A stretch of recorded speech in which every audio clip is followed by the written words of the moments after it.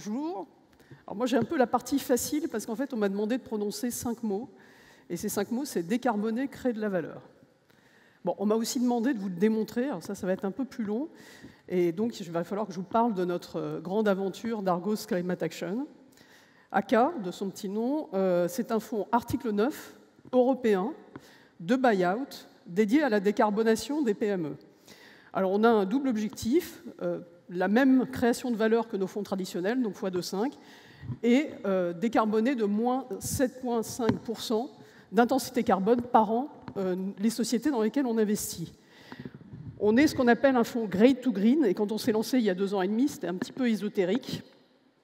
Alors, j'ai entendu ce qui a été dit, mais bien qu'on soit une nouvelle stratégie, qu'on était partiellement une nouvelle équipe, on a été sursouscrit, puisqu'on a levé 337 millions d'euros sur les 300 qu'on attendait.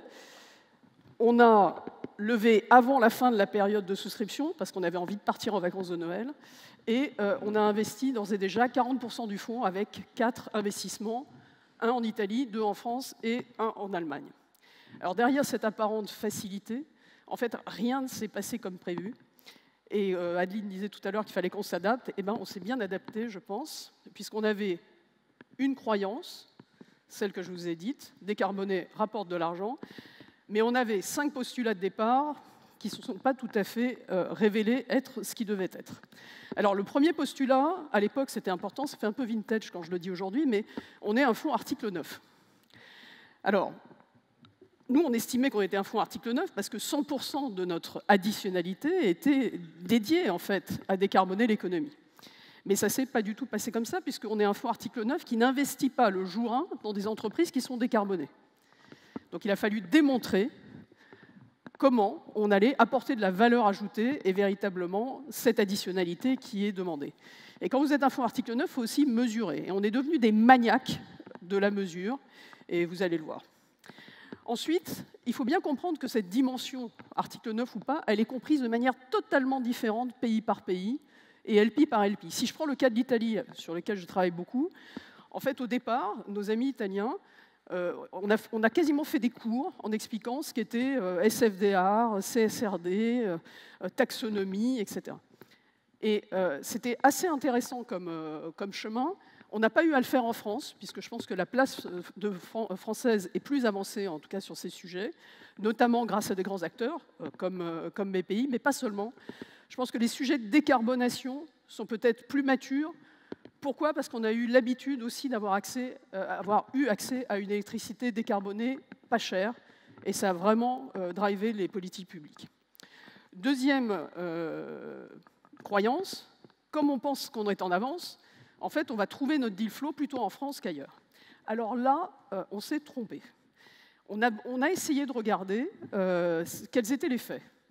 Et donc, on a lancé un baromètre avec BCG, qui s'appelle l'Argos BCG Barometer, qui demande à 700 chefs d'entreprise en Europe 3 choses. 1, est-ce que pour vous, la décarbonation, c'est important? La première année, donc il y a 2 ans, ils nous ont dit à 84% oui. 2, alors ça, c'était une surprise. Est-ce que pour vous, c'est quelque chose de positif ou c'est un risque? À 74%, c'était une opportunité, et ça ne fait qu'augmenter. Et surtout, est-ce que vous êtes prêts à décarboner? Est-ce que vous le faites? 11% la première année. Alors je vous rassure, les 2 années suivantes, ça augmente. On aura la dernière version l'année prochaine. Et ce qui est intéressant, c'est que toutes les entreprises européennes sont sur la même ligne de départ. Très forte avancée des Allemands, très forte avancée des Italiens. Donc voilà, il ne faut pas s'arrêter sur nos lauriers. Pourquoi est-ce que les entreprises pensent que c'est une opportunité de décarboner? 3 éléments. La régulation, les clients le demandent, l'énergie. Et je voudrais revenir sur ce point-là. Je pense que le choc qu'a été le dérèglement suite à la crise ukrainienne du gaz russe est tellement important que ça a conduit toutes les entreprises à regarder l'énergie comme un risque. Et quoi de mieux pour le contrôler, en fait, que se décarboner en l'éliminant. Et deuxième chose, il faut bien avoir en tête que les grandes entreprises, pour leur scope 3, elles poussent ce scope 3 vers les fournisseurs, et en particulier les PME. Et donc, il faut qu'ils soient capables d'offrir cette offre décarbonée. En résumé, je pense que les entreprises européennes, et on a été capable de le démontrer, elles sont prêtes à ce chemin de la décarbonation. Troisième croyance, c'est une de mes préférées en fait, Décarboner, c'est mathématique. Alors, nous, on est un fonds article 9, et il faut en plus qu'on démontre qu'on décarbone effectivement bien de 7,5 par an. Donc, le point de départ, le bilan carbone au départ, il est clé, et il faut qu'il soit juste. Alors, moi, je suis juriste, je suis entouré d'ingénieurs, ils me prennent un peu pour une autodidacte, et en fait, à chaque fois qu'on doit regarder un bilan carbone, en fait, on a des surprises. Pourquoi? Parce que les facteurs d'émission sont tous différents, prestataire par prestataire. Un exemple, Brachy, notre premier investissement en Italie, transport logistique, 30% de différence entre deux prestataires. Pourquoi? Parce qu'il y en avait un qui prenait les infrastructures et l'autre qui ne les prenait pas. Et les deux sont justes. Donc, à chaque fois qu'on parle bilan carbone, il faut vraiment regarder dans le cœur du modèle, et c'est vraiment ce qu'on fait aujourd'hui. Alors, une fois qu'on a mesuré comment on décarbone effectivement. Alors là aussi, je pense qu'on avait une vision qui était un peu optimiste. On s'était dit, bon, OK, pour décarboner, il faut investir, ça va coûter un peu plus cher, mais le client paiera. Et ben, je peux vous dire, on s'est trompé sur les deux tableaux. Aucun client ne paye plus cher une offre qui est décarbonée. Ça n'existe pas. Par contre, il peut vous choisir, vous, parce que vous avez une offre décarbonée.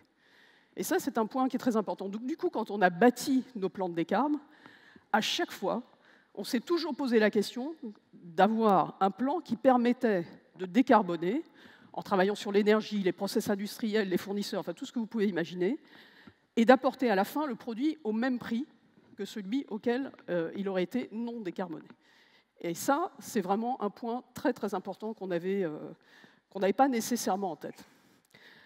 Faire ça, quand on est un fonds de buy-out, en fait, il faut le faire très vite. Et pourquoi il faut le faire très vite? Parce qu'on n'a pas nécessairement beaucoup de temps. Donc il faut que dès le jour 1, on soit prêt à pousser ce plan de décarbonation et à le faire adopter par le management et par l'entreprise. Pour ce faire, on a créé un outil qu'on appelle l'Argos Carbon Buster, enfin pour les amateurs du cinéma des années 80, qui nous permet de savoir, dès le premier meeting avec le management, en fait, comment on peut décarboner, quelles actions, à quel prix, etc. Et avec ça, je pense d'abord qu'on a convaincu les managements qui pouvaient faire ce bout de chemin avec nous. Et par ailleurs, on a été toujours extrêmement concret à chaque fois dans ce dialogue. Et ces éléments-là sont devenus, dans les 4 entreprises dans lesquelles on travaille aujourd'hui, en fait, le cœur de leur projet d'entreprise. Et sincèrement, ça embarque les gens. Et si vous embarquez les gens, en fait, vous avez déjà fait l'essentiel du chemin. Dernier point, je vais en terminer là. La dernière croyance que l'on a, et elle est importante, hein, c'est décarboner, ça rapporte de l'argent. On n'a pas fini notre premier cycle. Je ne sais pas pour ceux qui sont amateurs d'opérette, hein, dans La Belle Hélène, il y a Paris qui dit « l'amour n'est rien sans un peu d'abandon ». En fait, la vérité n'est rien sans beaucoup de démonstrations.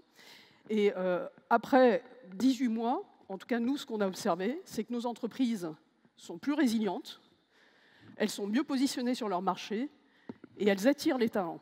Ça nous rend très optimistes, mais un optimisme fondé sur les preuves, comme vous l'avez compris. Alors, pour la démonstration finale en fait, de cet élément premier. Rendez-vous non pas dans 10 ans, mais dans 2-3 ans.